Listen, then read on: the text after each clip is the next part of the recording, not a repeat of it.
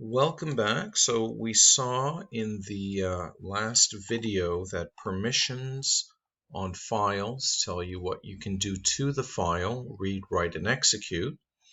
And permissions on the directory, well, they tell you what you can do inside a directory. So if you have read, you can do ls within that directory and see the files. If you have write to a directory, that allows you to add stuff, more files to a directory, or delete files. And of course, execute always has to be there for read and write to work. Execute also allows you to do the cd command. And we saw that permissions, well, they have numeric values. Read is 4, write is 2, execute is 1, and they add up. And we assign permissions to 3 different entities: the user owner, usually the person who created the file, the group owner, and finally, if you're not a user owner or group owner, you are part of this last domain right here. There are other syntaxes we can use. We saw this syntax here, chmod 764. So we're giving full permissions to the user owner, read and write to the group owner, and only read to everybody else for file 1. But we can also use this syntax here as well. You can see here the user owner is being assigned read and write. The group owner is being assigned read and execute, and everybody else, well, they're just getting read only. So this is an alternate syntax.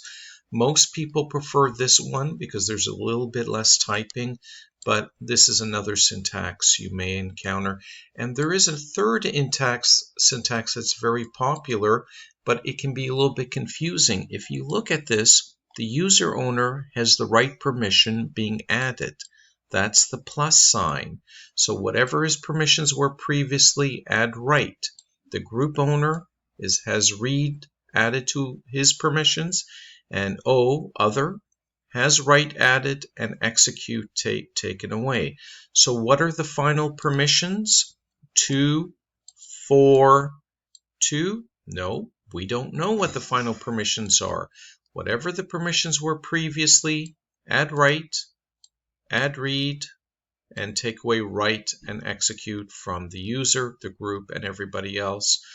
However, we don't know the final permissions in this case like we do in these two cases down here. So let's do one more example here.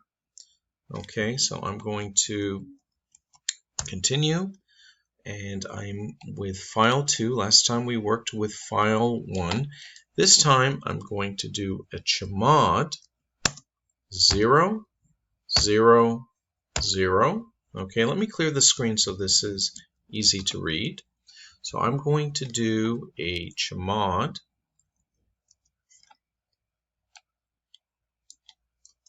0, 0, 0 for file 2 this time. Okay, so that means the user owner doesn't get any permissions, the group owner no permissions, and everybody else, again, no permissions. We press enter, we type ls-l, and let's take a look at file 2. There it is, and you can see here nobody has any permissions. Now, here's the million-dollar question. Can anyone delete file 2? What do you think? How many people think you can delete the file? Well, there's no permissions on it. Let's try it. So rm file 2. Okay, so we're going to delete it. We press enter. We're asking for a confirmation here. Are you sure you want to delete it? I say yes. Okay, and then I do ls-l, and I see there is no more file 2. We deleted file 2 even though we have no permissions to file 2. How did we do that? Recall from the last lesson that the permissions on the file, read, write, and execute, tell you what you can do to the content of the file. But the file as a whole, can I delete that file? Or can I add more files to that subdirectory? Well, these file permissions, they're useless. They don't give you any information. You have to look up here to the directory, and if you have write and execute, then yes, indeed, you can delete or change whatever is inside that directory. So that's kind of a trick question, but you'll get used to it pretty quickly. Now, one last thing before we move on. We saw that we have a user owner and a group owner. We can change that. Let's change that for file 1. Okay, so we're going to clear the screen here, and we're going to do this time, instead of chmod to change permissions, we are going to change the owner of that file. So that owner is Shimon. Let's change it to root, or the super user, and the name of the file is file 1.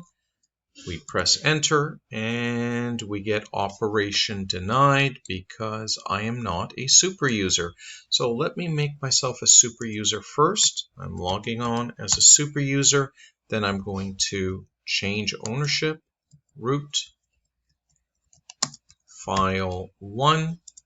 I type ls-l, and I can see on file 1, okay, previously my name was there. Now we have the root. So this is the user owner. How about the group owner? Can we change the group owner for this file? Okay, the group owner we can see has no permissions, okay, but we still can change the group owner with a similar command. We're going to do change grp this time, and we're going to make the group owner Mary, file 1. Okay, and when we do ls-l and we look at file 1, we see the group owner has changed. Now I want to change them both back to myself, both the root owner and the user owner and the group owner. And there is a command where you can do it all in one shot. That you do change own again, and I want the user owner to be Shimon. I want the group owner to be Shimon, and then I put the file name in there, okay, and we do ls-l, and we see for file 1, we have now restored the ownership, the user owner and group owner to what they were originally.